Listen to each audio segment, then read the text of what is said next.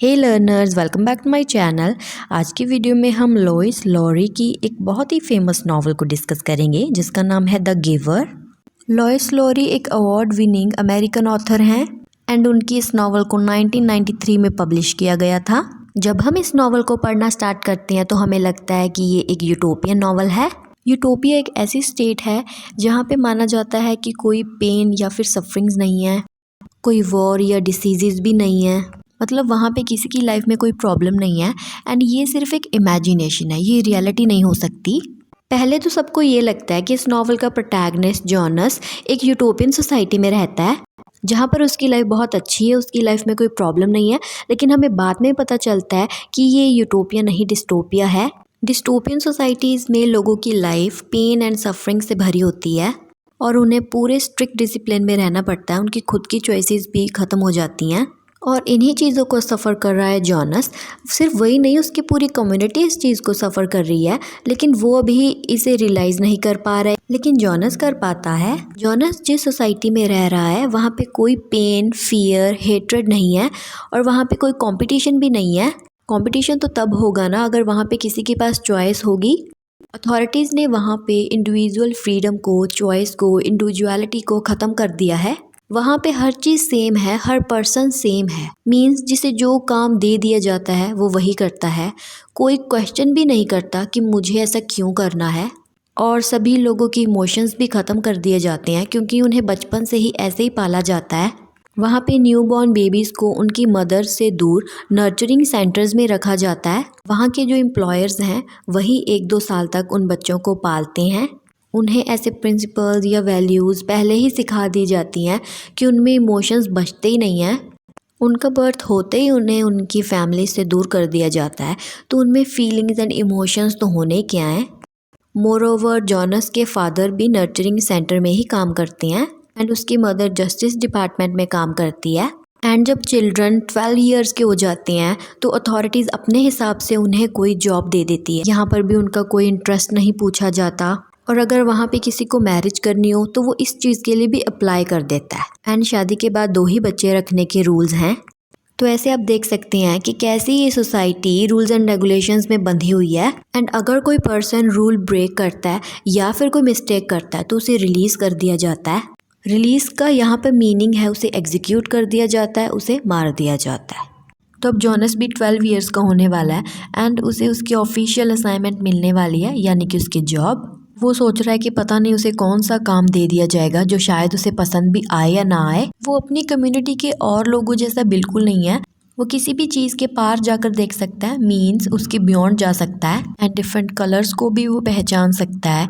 तो उसके पेरेंट्स उसकी ये चीज़ के लिए थोड़ा कंसर्न है। वो उसे कुछ पिल्स भी देते हैं जिससे ये सब चीज़ें उसके माइंड में से चली जाए एंड वो भी उनके जैसा हो जाए। तो अब फाइनली वो दिन भी आ जाता है जब उसे उसकी ऑफिशियल असाइनमेंट देनी होती है। तो उसे काम दिया जाता है रिसीवर ऑफ मेमोरी का।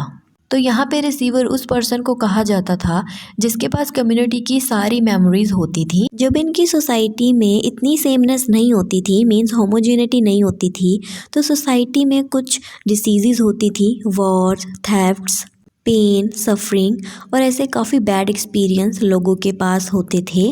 और इसीलिए अथॉरिटीज़ ने डिसाइड किया कि डाइवर्सिटी ख़त्म कर दी जाए एंड सेमनेस लाई जाए सोसाइटी में। तो कम्युनिटी के सेम होने से पहले की जो मेमोरीज़ हैं वो हर एक पर्सन के पास नहीं है, उसके लिए भी एक पर्सन अपॉइंट किया जाता है एंड उसके पास ही सारी मेमोरीज़ होती हैं।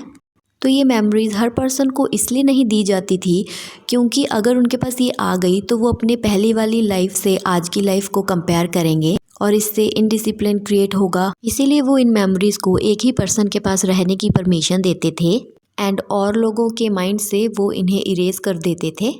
तो अब इन्हें रखने का टास्क मिला है जॉनस को। जो करंट रिसीवर है वो रिटायर होने वाला है एंड वो अपनी सारी मेमोरीज़ दे देगा जॉनस को। तो वो रिसीवर जॉनस को कहता है कि तुम मुझे गिवर कह के बुलाना क्योंकि मैं तुम्हें बहुत सारी मेमोरीज एंड एक्सपीरियंसेस देने वाला हूँ। तो वो उसे बहुत सारे कलर्स की, गर्मी एंड सर्दी की, रिवर्स एंड माउंटेन्स की और ऐसी बहुत सारी मेमोरीज देता है।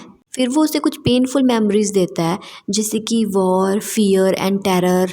फिर वो उसे कुछ प्लेजरेबल मेमोरीज देता है जैसे कि लव। तो ये सब चीज़ें पाकर उसे पता चलता है कि बाकी लोगों की लाइफ कितनी एम्प्टी है चाहे अथॉरिटी ने उनकी लाइफ की सारी प्रॉब्लम्स को ख़त्म करके उन्हें पीस दिया है, लेकिन इस पीस के खातिर उन्हें क्या कुछ सेक्रीफाइस करना पड़ा है, ये बात हम समझ सकते हैं। तो अब इन मेमोरीज से उसमें बहुत सारे इमोशंस एंड फीलिंग्स ने जन्म लिया है। तो अब वो इस सोसाइटी से फ्रस्ट्रेट हो गया है, वो इस कम्युनिटी में नहीं रहना चाहता।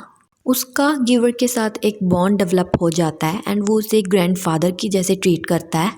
तो जोनस के फादर अब एक बेबी को घर पे लेके आते हैं, उसका नाम होता है गैब्रियल। उसको रात में सोने में काफ़ी प्रॉब्लम आती है, उससे और लोगों को तकलीफ़ होती है, तो वो डिसाइड करते हैं कि उसे भी रिलीज़ कर दिया जाएगा।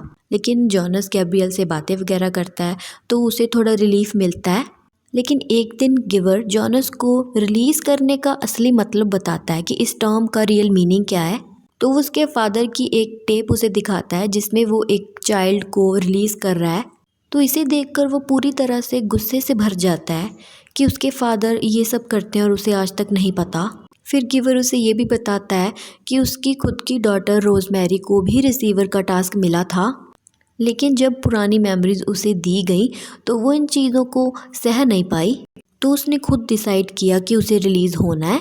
तो अब जॉनस फाइनली ये डिसाइड करता है कि उसे इस कम्युनिटी को छोड़कर जाना है, लेकिन जाने से पहले वो डिसाइड करता है कि वो अपनी सारी फीलिंग्स एंड इमोशंस यानी कि मेमोरीज लोगों के साथ शेयर करके जाएगा। इससे क्या होगा कि अवेयरनेस आएगी एंड लोगों को पता चलेगा कि दुख दर्द क्या होते हैं या खुशियाँ क्या होती हैं।